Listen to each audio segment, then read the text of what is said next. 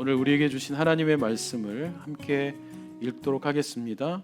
사도행전 3장 1절부터 10절의 말씀입니다. 생명의 삶이 아직 많이 남았는데요, 제가 까먹었는데 신청하신 분들은 오늘 꼭 가져가시고요, 현장에서 구입하기 원하시는 분들은 꼭 구입해 주십시오. 책이 남으면 그대로 저희가 그대로 이게 웨이스트가 되는 비용이 됩니다. 소진됐으면 좋겠습니다. 여러분 오늘도 구입해 주시면 감사하겠습니다. 3장 1절부터 10절까지의 말씀, 오늘의 교회를 처음 방문하신 분들은 오늘의 교회는 우리말 성경이라는 버전을 사용하는 점을 참고해 주시기 바랍니다. 가지고 오신 성경 어느 것이든 함께 펴셔서 1절부터 10절을 같이 나누어서 읽겠습니다. 제가 1절을 읽습니다. 어느 날 오후 3시 기도 시간에 베드로와 요한이 성전으로 올라가고 있었습니다. 사람들이 태어나면서부터 걷지 못하는 사람을 메고 오는데 그들은 그가 성전에 들어가는 사람들에게 구걸할 수 있도록 아름다운 문이라는 성전 문에 그를 날마다 앉혀 놓았습니다. 그는 베드로와 요한이 성전으로 들어가려는 것을 보고 구걸했습니다. 그러자 베드로가 요한과 함께 그를 주목하면서 우리를 보시오라고 말했습니다. 그는 그들에게서 무엇을 얻을까 하고 그들을 쳐다보았습니다. 베드로가 은과 금은 내게 없으나 내게 있는 것을 당신에게 주겠소. 나사렛 예수 그리스도의 이름으로 일어나 걸으시오라고 말하고 그의 오른손을 잡아 일으키니 그의 발과 발목이 곧 힘을 얻어 뛰어 일어나 걷기 시작했습니다. 그는 걷기도 하고 뛰기도 하며 하나님을 찬미하면서 그들과 함께 성전으로 들어갔습니다. 모든 백성이 그가 걸어다니는 것과 하나님을 찬미함을 보고 10절 같이 읽어주실까요? 안문에 구걸하던 바로 그 사람임을 알아보고 그에게 일어난 일로 인해 몹시 놀라며 이상하게 생각했습니다. 우리 말씀을 듣기 전에 같이 한 번 더 기도하며 나아갈 때, 하나님 오늘 이 말씀을 통해 제 인생이 새로워지기를 원합니다. 이 말씀이 저의 주저앉아 있었던 발과 발목에 힘을 얻게 하여 주옵소서. 하나님, 구걸하며 여러 사람들의 얼굴에 자비를 구했던 내 자신이 오직 주님만을 바라보는 인생이 되게 하여 주십시오. 이 말씀이 저를 일으켜 주십시오. 예수의 이름으로 일어나는 역사가 있게 하여 주시고 나를 통하여 지금 서 있는 이곳에서 높임을 받아 주십시오. 그렇게 예수의 이름을 높여드리는 인생이 되게 하여 주십시오. 우리 같이 함께 말씀을 위해, 우리 자신을 위해 기도하겠습니다. 하나님 아버지, 오늘 이 말씀이 우리를 만나 주십시오. 생명의 말씀이 되게 해 주십시오. 주저앉아 있던 모든 인생들이 일어나는 역사가 있게 하시고 생명의 말씀이 우리를 만나 주시며 새롭게 하는 이 시간이 되게 하여 주옵소서. 하나님, 일어나게 하십시오. 뛰게 하십시오. 걷게 하십시오. 주님을 찬양하게 하십시오. 주님만을 온전히 바라보는 시간이 되게 하여 주옵소서. 살아계신 하나님, 오늘 우리 모든 성도님들의 눈과 귀에 오직 예수만, 오직 예수의 음성만, 예수의 손만 붙잡는 시간이 되게 하여 주십시오. 말씀을 통해 당신을 만나기를 원합니다. 하나님, 전하는 자는 가리워 주시고 그를 통해 역사하시는 살아계신 하나님만 드러나게 하여 주옵소서. 예수님의 이름으로 기도하옵나이다. 아멘. 사도행전 3장에 날 때부터 안진뱅이로 태어난 선천성 장애인의 이야기가 나옵니다.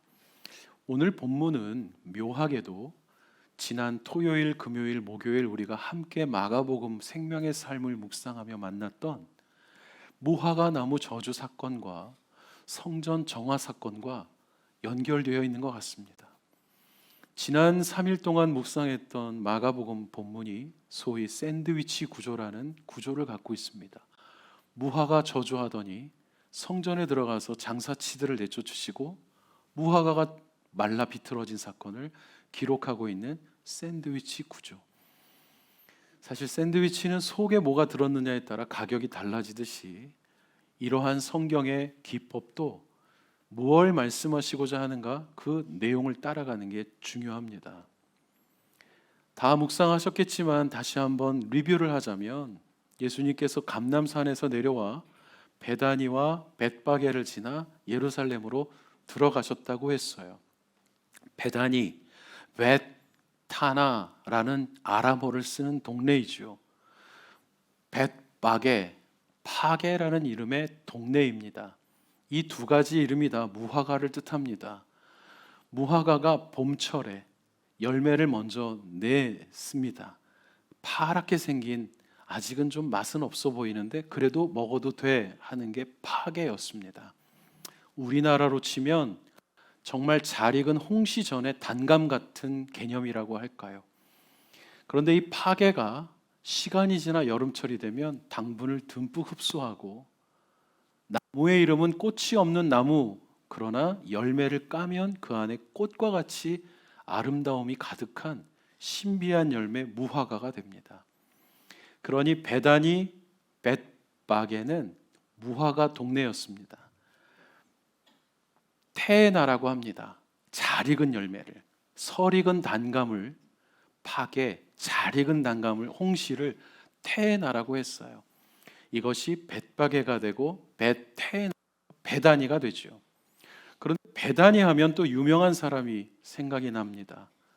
마르다와 마리아와 나사로, 시몬이라는 사람, 문둥병 환자였습니다.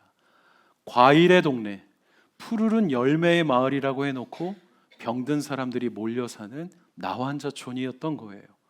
우리도 살다 보면 내가 사는 동네에 빨리 벗어나고 싶은데 동네 이름은 너무 그럴듯한 곳에서 살 때가 있습니다. 매치가 안 되는 곳이죠. 묘하게도 예수님은 베다니와 벳바게를 거쳐 성전으로 들어가면서 벳바게에서 보았던, 베다니에서 보았던 잎이 무성한 나무에 다가가셨을 때, 어라? 이게 지금 날 놀리나? 왜 이렇게 열매가 없어? 그리고 사람한테 하듯이 너 앞으로 이런 식으로 하면 회복되지 못한다, 이렇게 말씀하시고 성전 들어가서 장사치들을 다 내쫓으셨다고 했습니다. 그리고 다음 날 다시 그 마을을 지나가는데 제자들이 보고 너무 놀랐어요. 주님, 어제 저주하셨던 그 나무가 완전히 뿌리까지 말라버렸습니다. 그래도 그전에는 약간 소망이 있고 아직은 기대해도 돼, 아직은 희망이 있어 했는데 완전히 망했습니다. 그리고 주님이 기도에 대해서 가르쳐 주신 내용이 마가복음의 본문인데, 오늘 본문과 연결되는 성전의 이야기를 또 잠깐 해드리고자 합니다. 지금 안진뱅이가 앉아있는 이 성전은 솔로몬 성전이 아니라 헤롯이 솔로몬 성전 옆에 증축한 어마어마한 사이즈로 키워놓은 자기의 성전이었습니다. 사람들은 그 성전을 예루살렘 성전이라고도 부르지만 헤롯이 했기 때문에 헤롯 성전이라고 불렀어요. 제2의 성전이라고요. 사이즈 차이가 얼마나 나냐면, 우리 이해하기 쉬운 단어로 말씀을 드리면 솔로몬 성전은 몇 스퀘어핏 정도 되었을까요? 25,000 스퀘어핏 정도 되는 곳인데 헤롯 성전은 150만 스퀘어핏 정도 됩니다. 6배가 큽니다. 그리고 이 헤롯 성전은 예루살렘 도시 전체 면적의 6분의 1에 해당합니다. 위에서 내려다본 평면도로 헤롯 성전 지도 그러면 헤롯 성전이 손바닥 자국처럼 빡 나 있어요. 어마어마한 사이즈죠. 자, 예수님께서 들어가셔서 성전을 뒤엎으셨대요. 엄청 큰데, 너무 큰데 발보아 파크만 할 텐데 어디서 하셨을까요? 이방인의 뜰이라는 곳이 있었습니다. 성전 전체로 보면 여기가 입구, 그 다음이 어디, 그 다음이 박물관 가는 곳, 그 다음이 히스패닉 박물관, 어디가 어디야 하는 곳에서 이방인들이 왕래할 수 있는 곳이, 구역이 한정되어 있는 곳이 있었습니다. 여기를 이방인의 뜰이라고 말하고 그 안쪽을 여인의 뜰, 그러나 그 가장 깊숙한 곳은 제사장들만 들어갈 수 있는 회장님 집무실 같은, 이런 식으로 성전을 구분해 놓았고, 이방인의 뜰에다가 헤롯과 대제사장들이, 야, 멀리서 예배드리러 오는 사람들 그 재물 구하기 어려워하는데 비둘기 여기서 팔으라 그래, 양 염소 여기서 팔으라 그래, 환전해줘. 즉 장사하는 사람들은 공식적으로 라이센스를 받고 장사하는 중이었어요. 불법을 행하는 게 아니었던 거예요. 그런데 예수님 왜 애꿎은 장사하는 사람들을 내쫓으셨던 겁니까? 거기가 이방인이 기도할 수 있는 유일한 장소였는데 기도할 데가 없는 거예요. 이사야서에서, 열왕기상에서 하나님은 솔로몬에게 선지자들의 입을 통해 성전은 모두가 기도할 수 있는 곳이어야 해라고 말씀하셨는데 장사하는 사람들이 그 길목을 가로막고 있어서 이방인들은 기도할 수 없었어요. 아니, 그러면 아내가 되잖아요. 남자들은요, 담벼락에 써 있습니다. 이 곳을 넘는 순간 모든 이방인은 죽임을 면치 못할 것이야. 이렇게 써 있습니다. 헬라어로 빡빡빡 못 들어가는 거예요. 들어가지도 못하고 기도도 못하고 시간은 쓰고 여기까지 왔는데 예수님이 왜 화가 나셨을까요?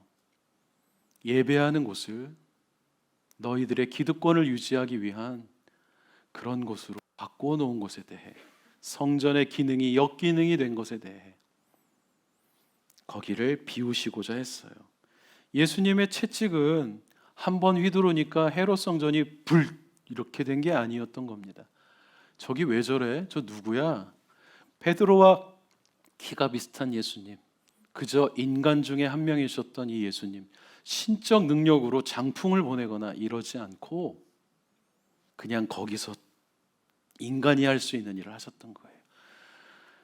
작은 소요에 지나지 않았던 겁니다.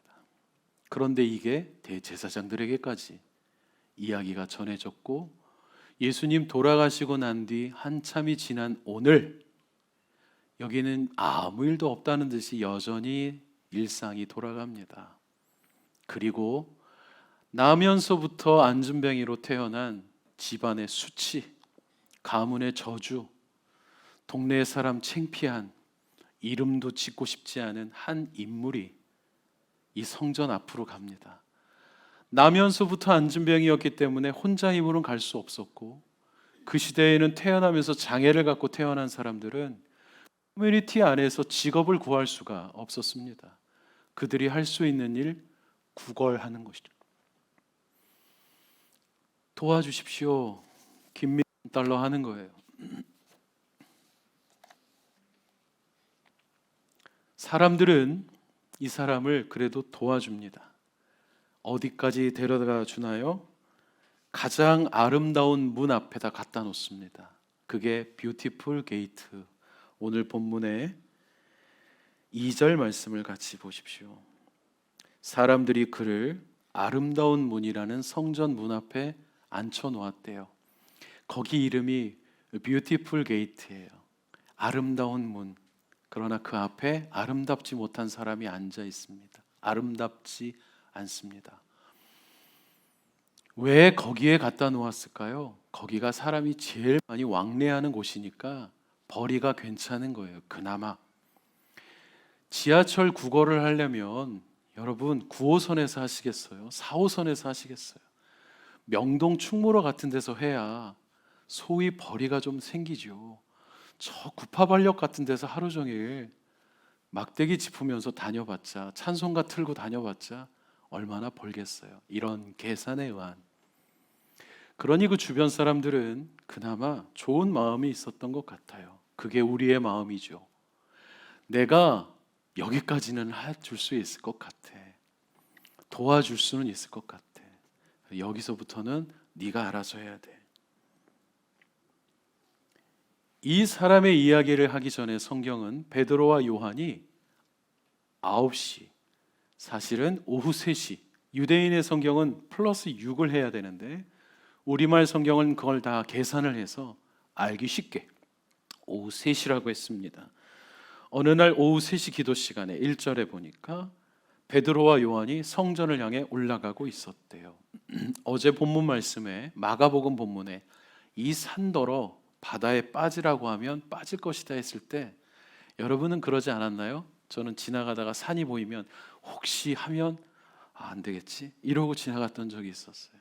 1차원적 성경 묵상을 했던 시대의 이야기죠. 예수님이 말씀하신 산은 사실은 성전을 가리키는 것이었습니다. 하나님의 뜻에 합당하게 이루어지지 않은 성전, 바다에 던지라고 너희들이 기도하냐? 그 성전은 무너지게 될 거다. 그러니 어제 본문에 마가복음에서 우리가 배웠던 것은 너의 뜻을 이루기 위한 기도, 받은 줄로 믿어라가 아니라 잘못된 상황, 하나님의 뜻과 어긋난 모든 상황, 믿음으로 기도하면 고쳐질 거다라고 말씀하신 거예요. 이 산이 바다에 던지게 될 것이다. 이 성전 무너지게 될 것이다. 그 이야기를 하셨던 거예요. 성전 얘기하다 말고 뜬금없이 산 얘기하신 게 아니라, 그게 올라간다는 단어에서 다 내포되어 있습니다. 성전은 높은 데 있었고 사람들은 다 성전을 향해 올라갔어요. 오라 우리가 하나님의 산에 올라 여호와의 전에 이르자. 높은 데 있었습니다. 하나님은 너를 지키시는 자, 성전을 향해 올라가며 불렀던 노래. 오늘 베드로와 요한이 기도 시간에 맞추어서 성전을 향해 올라가고 있다는 이 구절이 저는 너무 반갑습니다. 왜냐하면 베드로와 요한은 예수님의 부활도 경험하고 성령 체험도 한 사람들인데, 그래서 유대인의 기도, 야 저거 다 필요 없어, 저거 다 말짱 꽝이야, 이러지 않았다는 거예요. 유대인이에요. 태생부터 유대인입니다. 그리고 그들이 예수 그리스도의 제자였다는 거 세상이 다 알아요. 그런데 그들이 유대인의 관습을 무시하지 않고 있습니다. 그걸 끝까지 준수하고 있습니다. 이것은 일종의 루틴이죠. 루틴. 9시가 되면 기도하고 오후 3시가 되면 기도하는 것, 유대인이 하루에 3번 기도하는 것, 영적인 루틴입니다. 여러분에게도 루틴이 있으시죠? 운동선수들도 타석에 들어서기 전마다 하는 행동이 너무 이상해. 왜 그런가 했더니 이게 루틴이래요. 그거 안 하면 이상하다는 거예요.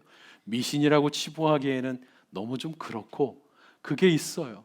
여러분도 루틴이 있으시죠? 월요일부터 토요일까지 돌아가는 사이클이 있고, 그 루틴이 때로는 지루하고 때로는 감당하기 어렵고 때로는 너무너무 단조롭고 때로는 벗어나고 싶기도 하는데, 성경이 말하는 모든 기적과 만남과 역사는 그 루틴의 어느 한 지점에서 일어났습니다. 일상을 무시하지 말라고 말씀하십니다.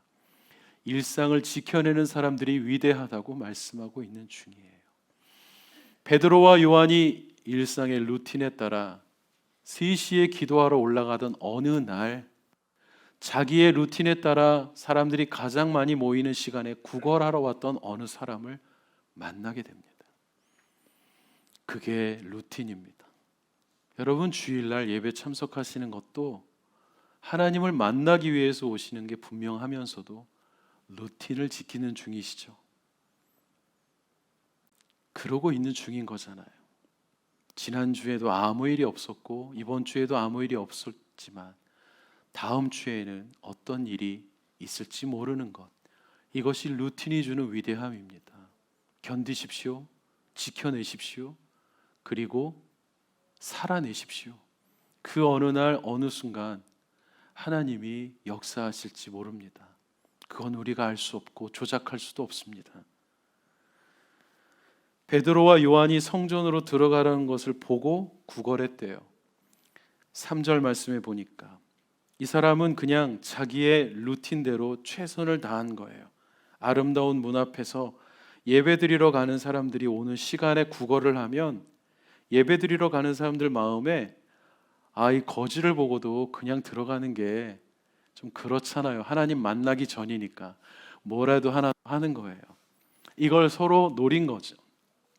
어떻게 보면 전략이죠. 여기 중요한 단어가 연거푸 등장합니다. 3절에 안진뱅이가 베드로와 요한을 보았다. 베드로와 요한만 본 게 아니겠죠. 지나가는 행인들을 봤겠죠. 그 중에 베드로와 요한이 있었겠죠. 그런데 놀라운 일이 벌어집니다. 베드로와 요한이 그 사람을 봤대요. 베드로와 요한은 교회 다니는 사람이니까 가난한 사람을 불쌍히 여기는 마음이 있는 사람이겠지. 사랑의 종교라고 하니까 그런지 아닌지는 모르겠어요. 오히려 베드로와 요한은 어떤 사람이었냐면, 예수님과 함께 살 때 태어나면서부터 맹인인 사람이 구걸을 하니까 도와줄 생각보다는 예수님한테 질문했던 사람들이었어요. 주여, 저 사람이 태어나면서부터 맹인된 게 저 사람의 죄입니까? 저 부모의 죄입니까? 엄마가 마약했습니까? 술, 담배 했습니까? 이걸 물어보는 거예요. 그러니 그 사회가 던지는 질문을 충실하게 따르고 있었던 거죠. 장애가 있는 사람, 게다가 선천적 장애가 있는 사람은 뱃속부터 저주받은 사람이야. 이렇게 가르치던 사회에 예수님이 오셨고, 그건 잘못된 생각이다. 하나님이 하시는 일을 드러낼 거야 라고 가르쳐 주시는 현장이었던. 그런데 정작 베드로와 요한은 그 자리에서는 저 사람이 죄졌나요? 그러니까 뱃속부터 애가 죄를 짓나? 이러고 있었던 거예요. 누구의 탓인가를 따지고 있었던 제자들이 이제 그 사람을 봅니다. 왜 보는지, 어떻게 해서 보게 되었는지 모르겠어요. 지난주에 우리가 생명의 삶에서 만났던 바디메오는 목이 찢어져라 소리쳤잖아요. 다윗의 자손 예수야. 조용히 해라고 했더니 더 크게 소리 질러서 예수님이 들으셨는데 안진뱅이는 Give me $1 하고 있는 중이었던 거예요. 전부 다. 그런데 베드로와 요한이 그를 보았는데 4절에 그냥 본 게 아니라 주목해서 봤다고 했습니다. 잠깐 멈추어 서서 이렇게 봤던 것 같아요. 주목이 그런 거죠, 여러분. attention. 떠들다가 선생님 바라보는 거잖아요. 성경에 주목하라가 많이 나오죠. 보라, behold, 멈춰. 그리고 틈이 생기면 듣게 되는. 군대에서도 주목하면 하던 일 멈추고 상관의 이야기를 들어야 되는. 그 다음에 베드로와 요한이 그 사람에게 한 말이 더 놀랍습니다. 우리 봐라. 여러분 왜 이렇게 말했을까요? 이 사람은 지금 베드로 뒤에 지나가는 사람에게 Give me $1, 베드로 앞에 있는 사람에게 Give me $1 하고 이렇게 하고 있었던 거예요. 베드로와 요한이 그의 시선을 우리한테 잠깐만 고정하라고 말하고 있는 중입니다. 여러분 저는 이게 주님의 마음 같습니다. 지금 네 마음이 여기가 있고 저기가 있고 여기가 있고 여기가 있고 잠깐만 멈추어서 나를 좀 바라볼 수 있겠냐. 나를 바라고. 특히 미국 사회가 그걸 잘하죠. 눈을 보면서 얘기하잖아요. 한국에서는 절대 그러면 안 되는데 미국은 눈을 보면서 얘기해야 되잖아요. 눈을 안 보고 얘기하면 지금 내 얘기를 듣고 있습니까? 이렇게 물어보는 주목하라고 하는 중이죠. 얘기할 땐 안 듣고 안 보다가 축복성만 하면 죽어라 눈을 쳐다보면서 도망가게 하는 그런 우리 그런 일들도 하죠. 베드로와 요한이 그에게 우리를 보라고 하니까 그 사람은 뭘 주려나 보다 5절에 무엇을 얻을까 그들을 쳐다보았습니다. 여러분 이게 지난주에도 나와요. 마가복음 본문에 예수님이 바디메오에게 내가 뭘 줬으면 좋겠니? 아니 소경한테 지금 그게 할 질문이야? 이런 질문을 하세요. 근데 알고 보니까 너는 지금 부르짖어 기도했는데 나사렛 예수라고 네가 정말 원하는 걸 네가 알고 있니? 라고 물어보시는 것 같았어요. 우리 333 기도 열심히 하죠. 예레미야 33장 3절 너는 내게 부르짖으라. 내가 뭘 얘기해야 될지도 모르겠고 옆에 있는 사람 부르짖으니까 나는 좀 더 크게 해야 될 것 같아요. 주여 하는데 주님이 그런 우리 앞에 와서 바디메오에게 하시는 질문을 늘 하시지 않았을까요? 너 지금 무슨 기도하고 있는지 네가 알고 있느냐? 잠깐 멈춰서서 잠깐 입을 다물고 나를 좀 보겠니? 그러면 불필요한 부르짖음과 잘못된 편견과 생각과 오해와 소문이 다 사라지고 정말 내가 무엇을 구해야 할지 똑똑히 남게 되죠. 그래서 바디메오가 눈뜨게 해달라고 했던 거 아닙니까? 구걸통을 크게 해달라고 하지 않고 내 돈 훔쳐가는 어린애들 잡아다 달라고 하지 않고 나 거지라고 못 본다고 때리고 도망가던 애들을 복수하게 해달라고 하지 않고 눈뜨게 해달라고 기도했던 거예요. 오늘 이걸 베드로와 요한이 안진뱅이에게 합니다. 그러니 여러분 베드로와 요한이 하는 행동은 누구한테 배운 겁니까? 예수님한테 배운 거예요.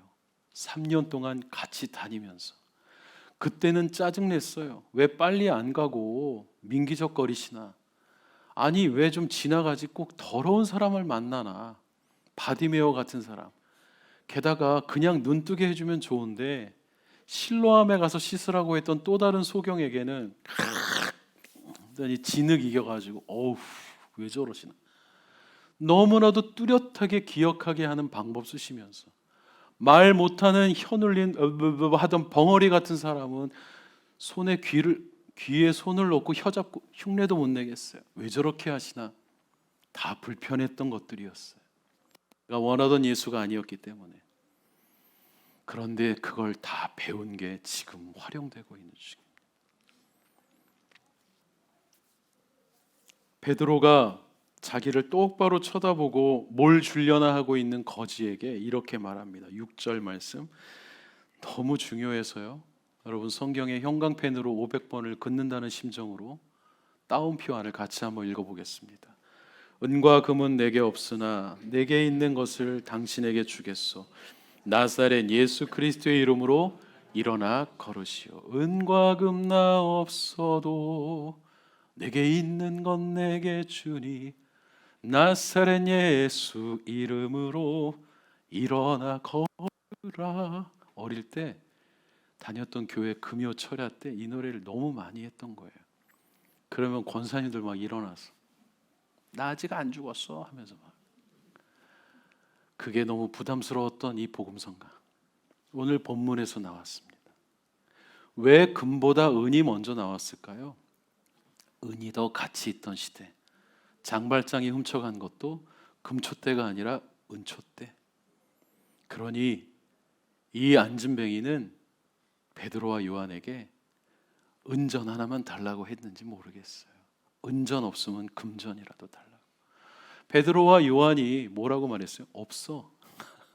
나는 그런 게 없어. 여러분 저한테도 그런 게 없습니다. 여러분이 기대하는 어떤 거 저 없어요. 우리 교회가 오늘부터 월간 재정 보고를 이게 다라고 뭐 더 없고요. 이게 답니다. 그냥 있는 그대로 다. 여기서부터 다시 시작하자는 의미로 그들은 안진뱅이에게 없는 거 없다고 얘기하고 대신 있는 거 얘기합니다. 있는 거 있는데 그거 줄게. 이름 하나를 주겠다. 그게 예수님의 이름이었어요.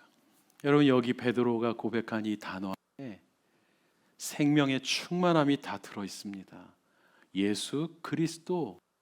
예수라는 사람은 그 사람의 이름입니다. 예수 구원자다. 이건 천사가 지명해서 지은 이름이잖아요. 아니면 무슨 야고보 이렇게 될 뻔했는데 예수라고 지으라고 했어요. 뒤에 그리스도는 히브리어 메시아의 헬라식 표현입니다. 마사, 메시아. 이것이 크리스토스가 되고 크리스티 아노이 하면 그리스도인, 그 당의 당원이라는 뜻이 되고 이것이 한자로 바뀌면 크라이스트가 기독이 되고 기독이 한글로 그리스도가 됐어요. 여러분 자필 이력서에 자기 소개서에 종교란에 뭐라고 쓰셨어요? 그리스도인이라고 쓰셨어요? 기독교라고 쓰셨죠? 지금 베드로 같이 고백하고 있는 거예요. 무거운 고백을 하신 거예요. 그런데 예수가 너무 많았어요, 여러분. 베들레헴 예수도 있고 다른 동네 예수도 너무 많았던 거예요. 자칭, 사칭 너무 많았어요. 게다가 내가 메시아야 하고 했던 애들도 너무 많았어요. 구분이 필요했어요. 너희들이 아는 예수가 천지에 깔렸는데 다 가짜다. 진짜는 오직 한 분뿐인데 어디 나사렛에서 사역하셨던 그분. 출생지는 베들레헴이고 사역은 나사렛에서 하시고 사역의 본거지는 가버나움을 하셨던 바로 그분이 성경이 말한 그 예수야. 지금 이 얘기를 하고 있는 거예요. 그러니 여러분 이 이름에 능력이 있습니다. 어릴 때 배 아프다 그러면 엄마가 배 만져주면서 뭐라고 했어요? 나사렛 예수의 이름으로 명하노니 배탈은 떠나갈지어다. 아 뭐야 근데 나아요? 어떻게 이런 일이 있을 수 있는가? 우리 할머니 권사님들이 배우지도 못한 분 같고 까막눈인 것 같은데 나사렛 예수 이름으로 하면 나아요. 이게 어떻게 된 일인가? 할머니 손길이어서 나은 줄 알았는데 그분이 의지하던 이름이 예수 그리스도의 이름이었던 거예요. 나 아무것도 몰라. 나 초등학교도 못 나왔어. 전쟁 났어. 일제시대였어. 아무것도 못 배웠어. 그런데 그분이 기도하는 나사렛 예수의 이름에 능력이 있었던 거예요. 베드로와 요한이 못 배운 사람들이라고 했어요. 어부였어요. 그쪽에는 전문가지만 세상 학문에는 명함을 내밀지 못하는 사람들. 그러나 그들에게는 예수 그리스도의 이름의 능력이 있었던 거예요. 자신이 있었던 거예요. 그러니까 주겠다고 했죠. 그리고 갔습니까? 손을 잡아서 한번 일어나 보자고 했어요. 여러분, 그랬더니 이 사람이 태어나면서부터 못 걷는 사람으로 태어났는데 7절에 보니까 발과 발목에 힘줄이 돋아나기 시작했대요. 이 말이 됩니까? 2000년대에 마블 영화에서나 볼 법한 쥐 이런 게 일어나게 된 거예요. 순식간에. 그리고 이 사람은 걷기 시작했어요. 그래서 8절은 이 사람이 방방 뛰고 테트리스처럼 왔다 갔다 하는 걸 계속 보여줍니다. 왜냐하면 나도 못 믿겠는 일이 일어나니까. 이 다음에 일어난 일이 더 놀랍죠. 이 다음에 일어난 일, 그는 아름다운 문 앞에까지는 올 수 있었으나 들어가지는 못했던 그 아름다운 문을 스스로 통과하게 됩니다. 아름다운 문 앞에서 아름답지 못한 인생으로 비참한 삶을 살고 있던 이 사람의 인생에 그 문을 열 수 있는 힘과 능력이 생겼던 거예요. 여러분, 가족에게 무엇을 남겨주고 싶습니까? 재정도 남겨줘야 되죠. 그래야 할 수 있겠죠. 다른 것도 남기면 좋겠죠. 부모의 마음은 다 같죠. 그러나 정말 우리가 남겨주고 싶은 게 뭡니까? 예수 그리스도의 이름, 그분의 이름. 그래서 돌아가시는 우리 권사님, 집사님들의 마지막 소원은 다른 게 없더라고요. 예수님 끝까지 믿어야 된다. 그분 끝까지 의지해야 된다. 그분 포기하지 말아라. 뭐 교회 옮기지 마라. 싸우지 마라. 이런 얘기는 거의 다 안 하시는 것 같아요. 임종 예배 가보면. 예수님 끝까지 믿어라. 예수님 끝까지 섬겨라. 예수님 끝까지 믿어라. 남겨주고 싶은 게 그거였던 거예요. 왜냐하면 거기에 진짜 능력이 있기 때문에.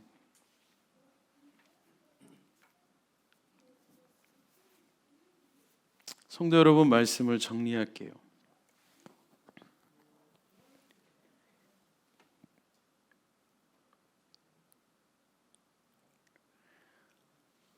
우리는 지금 어디에 있습니까?